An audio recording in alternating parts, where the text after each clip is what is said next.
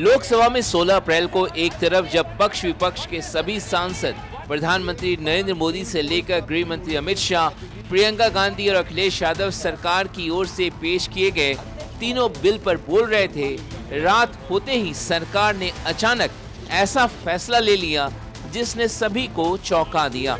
साल 2023 में संसद से सर्वसम्मति से पारित महिला आरक्षण बिल 2023 से जुड़े कानून को सरकार ने गजट नोटिफिकेशन जारी कर 16 अप्रैल से ही लागू कर दिया। हैरानी की बात यह है कि पूरे दिन सदन में विपक्षी सांसद यही बात सरकार से कह रहे थे कि 2023 में पारित कानून को सरकार ने अब तक लागू क्यों नहीं किया। विशेष सत्र के दूसरे दिन जैसे ही लोकसभा की कार्रवाई शुरू हुई, कांग्रेस सांसद केसी वेणुगोपाल ने सदन में ये मामला उठाया। उन्होंने कहा, गुरुवार सुबह कानून मंत्री संविधान संशोधन बिल लेकर आते हैं, ऐसे में सवाल उठता है कि बगैर बिल को नोटिफाई किए हुए कानून मंत्री कानून में संशोधन का प्रस्ताव कैसे लेकर आए। In an extraordinary situation, an extraordinary gazette notification came yesterday night 9:55. Let us raise the sir, one point, sir. My point, sir. Two issues, sir. Yesterday morning, Honorable Law Minister introduced the constitutional amendment of 2023 constitutional bill. This gazette notification is very clear. SO 90/2022E, in exercise of the power conferred by the subsection 2 of the section 1 of the Constitution, 166th Amendment, Act 2023, the central government hereby appoints the 16th day of April 2026 as the date on which the provision of the said Act. Sir, our question is only one question, sir. But 1 minute. Without notifying, how can the minister move an amendment for the court? केसी वेणुगोपाल ने जैसे ही ये मुद्दा उठाया, Lok Sabha speaker Om Birla ने कानून मंत्री अर्जुन राम मेघवाल से पूछा कि क्या इस सवाल पे वे कुछ कहना चाहते हैं। उन्होंने कुछ भी कहने से इनकार कर दिया।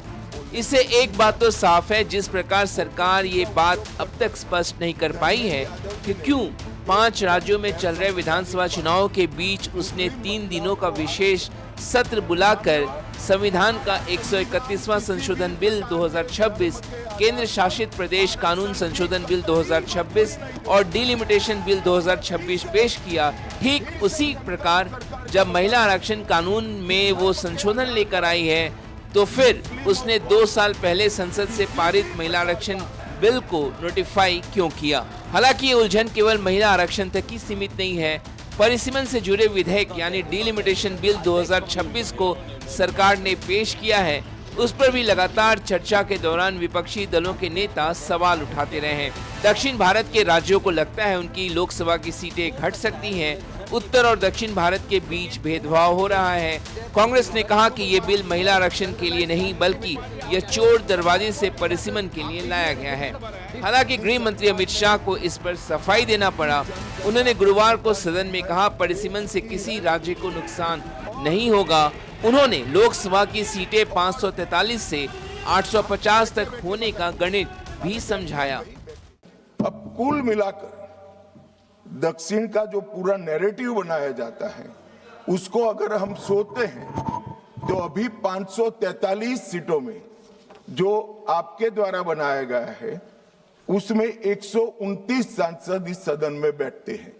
मान्यवर, लगभग 23.76% दक्षिण के सांसदों का यहाँ शक्ति है। अब 50% वृद्धि होने के बाद 129 की जगह 195 सांसद बैठेंगे और उनकी शक्ति 23.97%, मतलब 24% होगी। तो शक्ति बढ़ नहीं रही है, कम नहीं हो रही है, बढ़ रही है।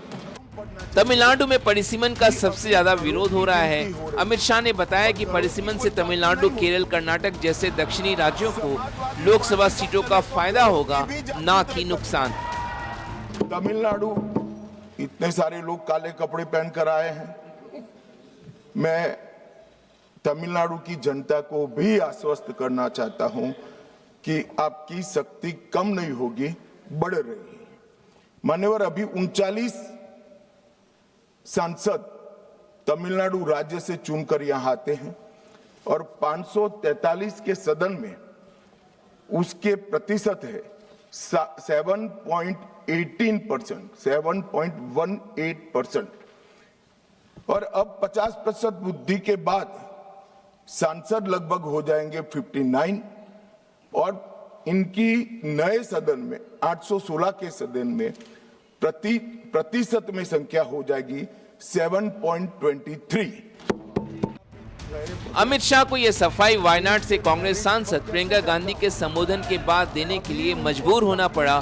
प्रियंका ने पीएम मोदी पर तंज कसते हुए सरकार से पूछा, 543 लोकसभा सीटों में से महिलाओं को 33% आरक्षण क्यों नहीं दे रहे। प्रियंका ने कहा, अगर पद खोने का डर नहीं तो कुछ लोग इसमें अपना पद खो दे ताकि महिलाएं और ओबीसी वर्ग आ सके। ये आज ही कर दे, शुभ काम हो जाएगा और काला टीका भी काम आ जाएगा।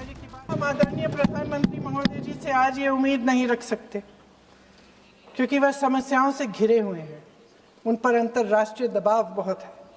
महिला आरक्षण जैसे ऐतिहासिक कदम को उन्होंने सत्ता को बनाए रखने का एक कमजोर बहाना बना दिया है। जाति जनगणना को नकारते हुए एक ऐसी संसद बनाना चाहते हैं जिसमें सिर्फ अभिव्यक्ति और चर्चा का ही अभाव नहीं होगा, बल्कि पिछड़े वर्गों और प्रदेशों की समानता का भी अभाव होगा। हमारी मातृभूमि की अखंडता का आधार है 1 सिटीजन 1 वोट 1 वैल्यू। अलग अलग राज्यों का दर्जा बगैर किसी संवैधानिक प्रक्रिया के तय करना इस अखंडता पर वार है। इससे हम कैसे सहमत हो सकते हैं? अध्यक्ष महोदय, इन्हीं 543 लोकसभा क्षेत्रों में से महिलाओं को 33% आरक्षण क्यों नहीं दिया? अगर पद खोने का डर नहीं है तो कुछ लोग अपना पद खोलें।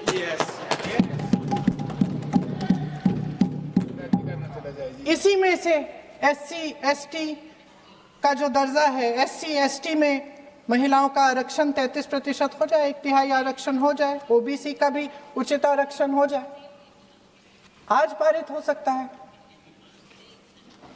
शुभ काम भी हो जाएगा, बेवजह प्रक्रियाहीन परिसीमन से देश का नुकसान भी नहीं होगा और काला टीका भी काम आ जाएगा। बहरहाल सरकार का हर कदम विपक्षी दलों को अचंभित कर रहा है। सवाल उठता है, सरकार ने जिस प्रकार महिला आरक्षण कानून को नोटिफाई किया, कहीं उसे परिसीमन से जुड़े संविधान संशोधन बिल का लोकसभा में वोटिंग के दौरान गिरने का डर तो नहीं सता रहा है।